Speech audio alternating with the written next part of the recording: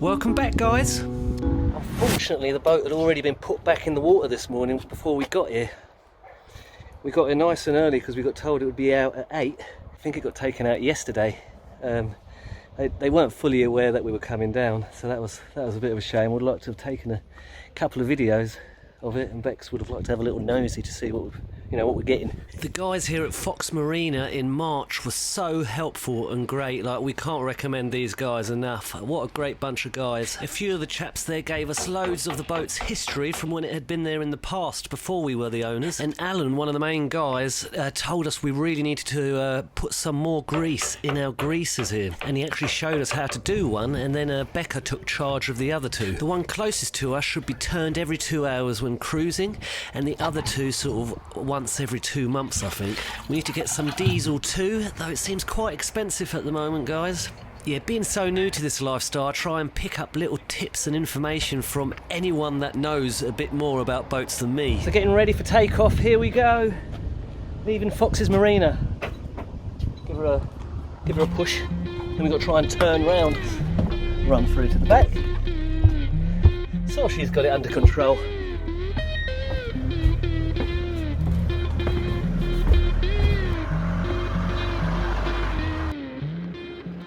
So while Becca just turns the boat around in the marina, I will tell you about our little leaky stern gland situation. So to repack our stern gland, we actually have a rubber seal on ours, and that takes a little bit longer to do. So when we first turned up at the marina, the job hadn't been done because they weren't prepared for this little rubber ring thing.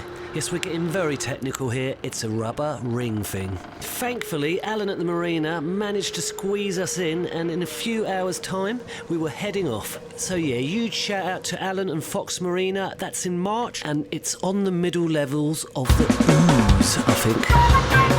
Is it the ooze?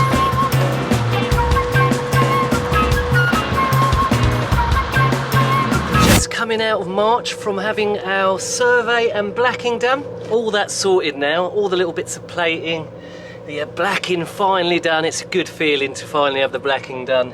You know, it's a thing I've wanted done right from the start. And obviously knowing the sort of state of the hull now, finally, after all these sort of little rust issues, they were little rust issues, I think.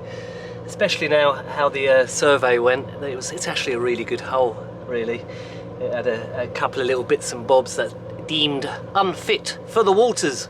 But yeah, generally, for a boat that's 30 years old, remember, this boat's from 1990, that's pretty good bloody going. And it was a ex-hire boat. She's been round the block, but we've been travelling now for about an hour and a half, and I think we're just going to moor up and take it easy. We're both a bit tired from all the messing around at the marina, and I don't know why, because we haven't done much, but it's just been a hot day.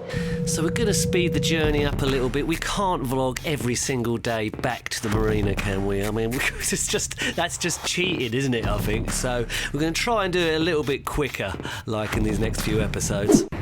So a bit more shopping for the party we're going to have to celebrate the blacking and hull survey of said vessel. Yeah, I think we've got a lot to be happy about after the survey and blacking. It was just minor things, really. So really happy with how it went.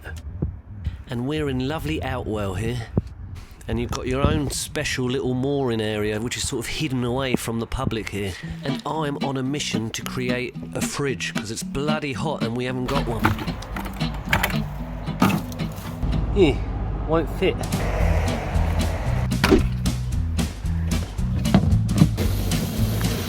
Perfect.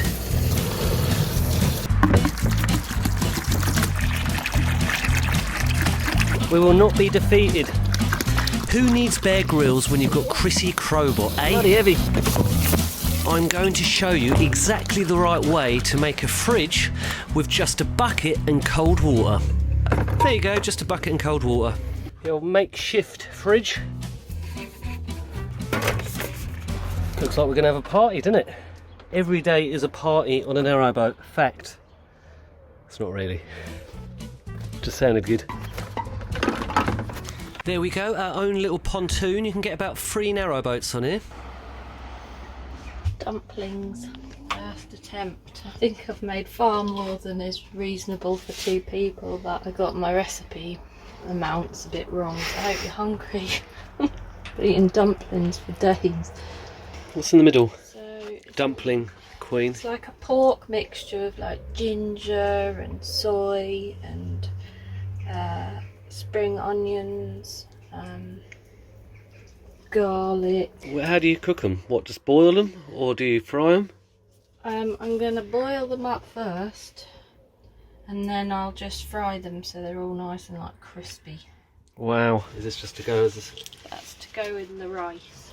It's going to accompany them. Rice, in case you don't know what rice is. Love a dumpling. Do you love a dumpling? You want to hope so, don't you? You better. About 25 each or something.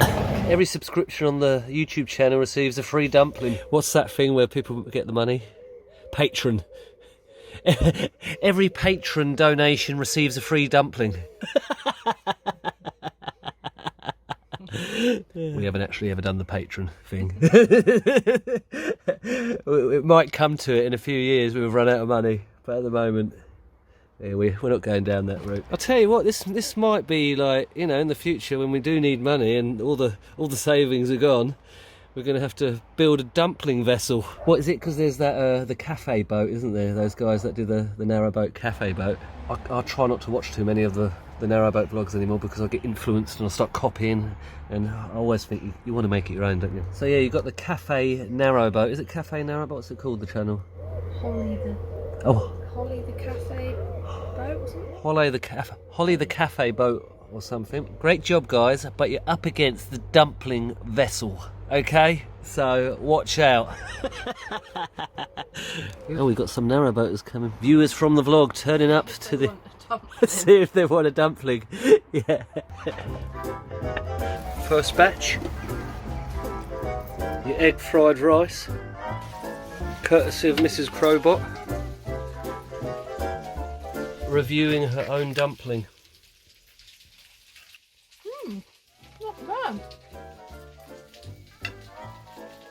Oh, well good. For first attempt, they're not bad. Strawberry Margarita.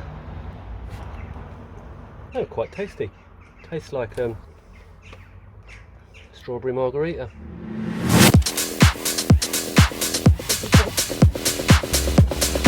And this is actually the next day, guys. So yeah, we're not drink driving here. I just wanted to try and morph a few, 2 to 3, 4 days into one vlog. Otherwise, you can't just vlog the whole journey back again, can you? It's going to get very boring for you guys. So peaceful down the front here. The old tranny makes a right racket. I mean, reliable, but a reliable racket. We're going to look into, I think, dampening the noise of it somehow with some sort of installation. Okay, so we've just left Outwell and Upwell. We are heading towards Salters Lode Lock. We can't go through there until 8 o'clock tomorrow morning. Just the way the tide works, because we come onto the tidal bit. I'm going to try my new 360 cam on our voyage from Salters Lode through to Denver Sluice over the little tidal bit, and hopefully I'll put a link up and you'll be able to view the entire little trip over the tidal section in 360. So I think you just sort of click around and you can view it through our eyes to say. Should be a bit of fun, shouldn't it? But that should be up on the next episode. So you've got front seats to the disaster, if a disaster was to incur, which it is kind of 50-50 really. So here we are, just outside Salters Lode Lock. And we sort of took it on ourselves to just moor up on the landing stage here for the night because no one else is using this lock now. The lock's shut for the night and we're the first boat going through anyway at 7 o'clock tomorrow morning. And if we've got to travel down, before 7, you're not even meant to really drive around until 8, are you? So, yeah, I think we'll be all right. So this is the lock we'll be heading into. And this is the other end, and it's tidal in this area, if you remember. This is where the boats all sort of get pulled out by the current. And this is a little sand dune that a lot of boats can get stuck on, if the water's not high enough. So that leads to the wash, and we will be coming out of the lock just down here, and we will be following that down towards Denver Sluice tomorrow. We've got 3 narrowboats coming through, guys. It's very shallow. It's a very risky strategy to take. I wouldn't be one to go across here right now. It's very, very shallow. I reckon they've probably been to the wash because they tend to go in freeze when they do that. We're just trying to work out if they're going to go through Denver Sluice or Salters Load Lock. No waving happening at all, is there here? They're a look of panic maybe. They don't look like they know what they're doing, do they? Last thing he needs is a little YouTube channel filming you. Ready to go live online, do you? This will make us stars, Rebecca. This is the footage that will finally make the channel break out. What do you reckon? I don't feel that comfortable with getting famous off of the back of someone else's difficulties. Are you going for your life? Are they going for Denver Sluice? Yeah, they are. The other two have managed to get round the corner. He's absolutely stuck. It is coming in very quick, isn't it? A bit of movement. Seems to come unstuck. There you go, the good old stick. Stick of destiny has done it. We'll find out tomorrow if we go past them or not, won't we? So yeah, we'll be leaving the boat here for the night. Another couple of narrowboats turned up a bit later too and done exactly the same, so it must be standard practice. And this is probably the only chance you'll get to see our hull blacking. So there you go. She looks nice, don't she? Okay, so tomorrow, the scary, scary Denver Sluice, which really doesn't bother me anymore at this stage. Take care, guys. Like, subscribe, all that nonsense. See you in the next one.